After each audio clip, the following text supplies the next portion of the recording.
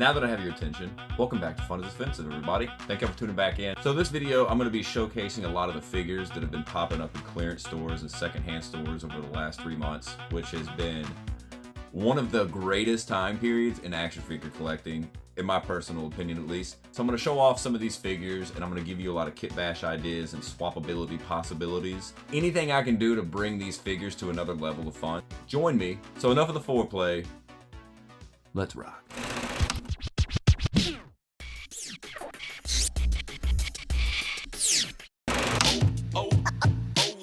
So starting off this massive list of haul, kit bash, custom options, video, blah, blah, blah, whatever it's called. I know this figure isn't liked by a lot of people, but just bear with me. I can show you a few things to make them a little bit better. Let's do something. So let's check them out. Yeah. If you really want to kick this figure off on a whole new level, all you gotta do is swap out those Peter beaters. So I would say that Ultron's fists are a no-go unless you want to paint them up yourself to match the armor itself, but they're just a little bit brighter than Doom's armor here. Mark 1 Iron Man's hands definitely are now too big to fit, but they do look nice. The back of the weathering of the hands does kind of start to match into the armor. Oh, shit. Sorry. Whatever. I'm not sorry. Get your finger in the trigger hole, mate. All right. Back bloody time there, love.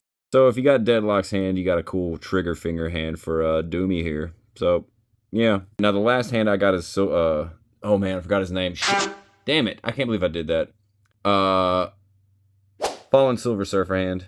You can see it's just a little too dark. So all in all, I don't have any single figures that have hands that match exactly, but close options. Paint them up if you don't like them. Now, f off with the next one. All right. I would have hated to pay full price for them, but I will say the unmasked head. Oh, where is he at? Let me tell you, for the $5 I paid for this 2-pack, this head alone was worth it. Looks like Bill Nye with a jawline. He is going to go perfect with the next figure coming up. So let's skew. Bam, Sergeant Slaughter. You know what? On the top of the cuff, this would make a great Bruce Wayne. Maybe Batman animated series with a little bit of realism brought to it. Something to think about. Clickety clown! So Sergeant Slaughter, of course, was hitting ollies for $13, and I was just lucky enough to grab one. Cut to 2 days later. Found 3 more just randomly on an aisle. I was super excited, so I picked them up. Man, the custom options of this, I mean, you can just do so much, man. I did throw together a little kit bash. Cut 2. This figure alone is a perfect example of why the last 3 months, if you were an action figure collector, it's literally one of the best times I can think of in recent years to be in this game right now. Ollie's, TJ Maxx, Bargain Hunt, all these places having figures literally 80% off the MSRP. It's ridiculous for anybody to try and pass these up. Like, it was a $30 figure, $12. And he looks amazing. He's extremely detailed and everything else. I'm not really going to do a review for him. He came with a lot of cool accessories though, cool guns, a lot of different hands. If Hasbro were to stick with giving alternate hands to all their G.I. Joe figures, I would risk them sacrificing a weapon here or two. The trigger finger hand is just boring. You can only do so much. Different hands really heighten the experience and fun factor of playing with the action figures, man. Like, but other than that, this figure is going to definitely be, I don't know, I may just throw them on the shelf like this. We're having fun with action figures. I'm showing you what you can do to make them even funner. Taking them out of the package, yeah, they're fun and great. But it's when you start to add stuff, swap parts around. Well, that's kit bashing, dude.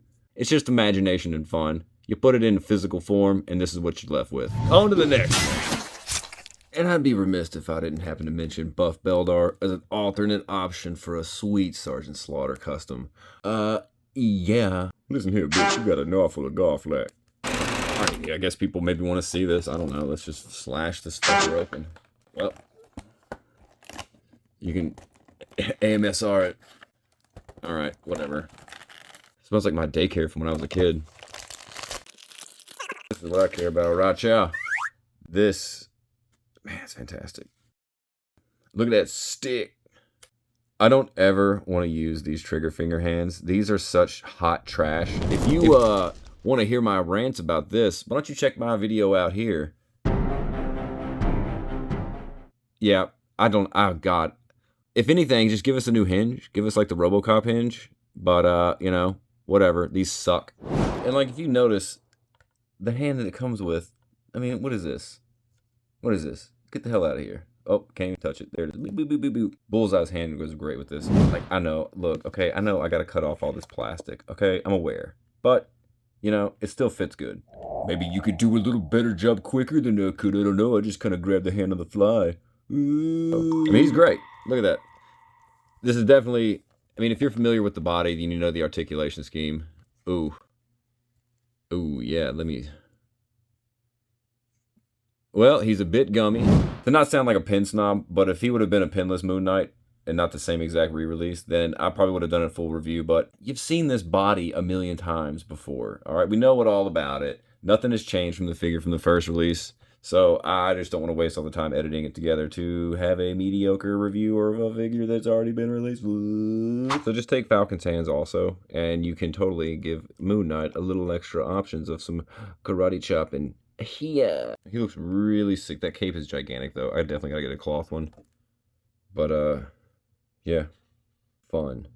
I'm a fun boy. I'm very glad to finally have Falcon in my collection. I've been eyeballing him for the longest time. Like at GameStop, he kept going down in price, and he would jump back up to normal price. He would go on clearance, back up to regular price.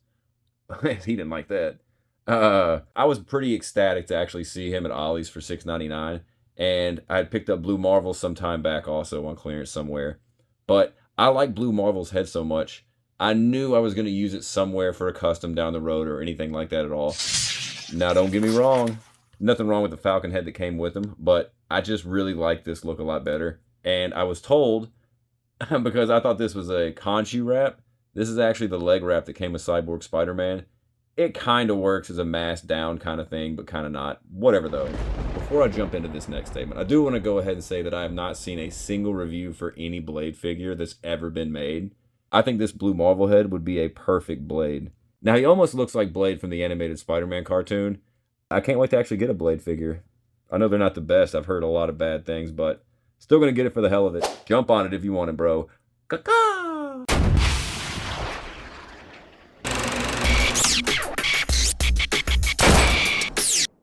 Jack Specific Fortnite hot dog man. I don't know what his name is, but he's a fucking hot dog.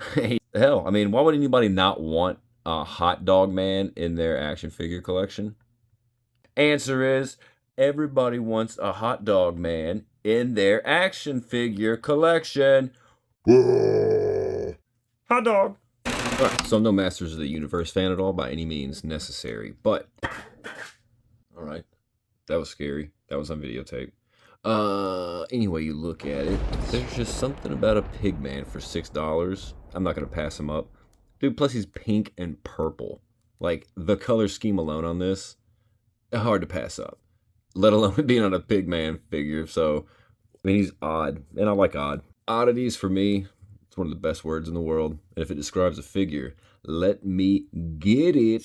He does have a random sword from the collection, and a random power effect to match the pink. It all goes together well. More than likely, he's going to end up in a random display for sure. Because he's a Pigman. He's a Pigman, Jerry. He's a Pigman.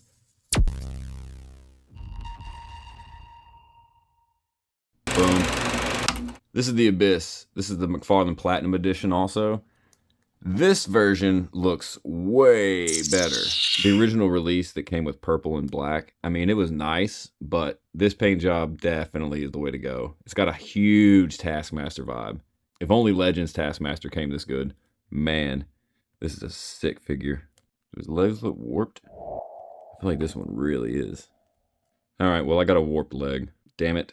Much like Jetta Toys, he is super easy to get into a pose, and pretty much any pose you put him into, he just looks, I don't know, it just fits with him. It looks creepily eerie. Simple little vanilla-ish type pose, and I mean, it just adds a lot of, what is the word? Broodingness.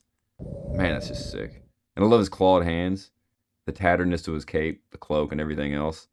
I'll probably end up doing a full review of this figure when I mess around with him a little bit more, but he was almost a regret buy. You know what?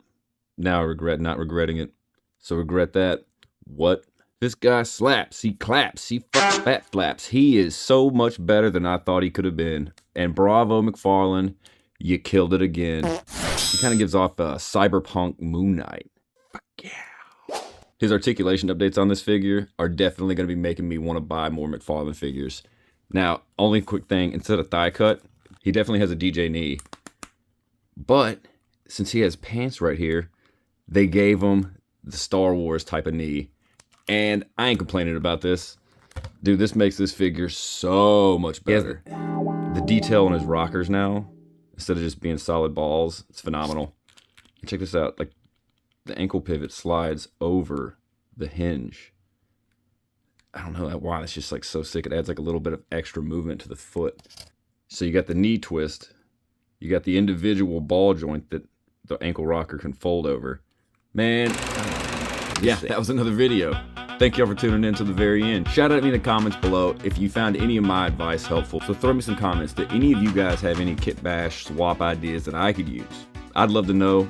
Until next video, it's either going to be Green Ranger or it's going to be Batman 6-pack. So holla ballas. Peace-a-roni.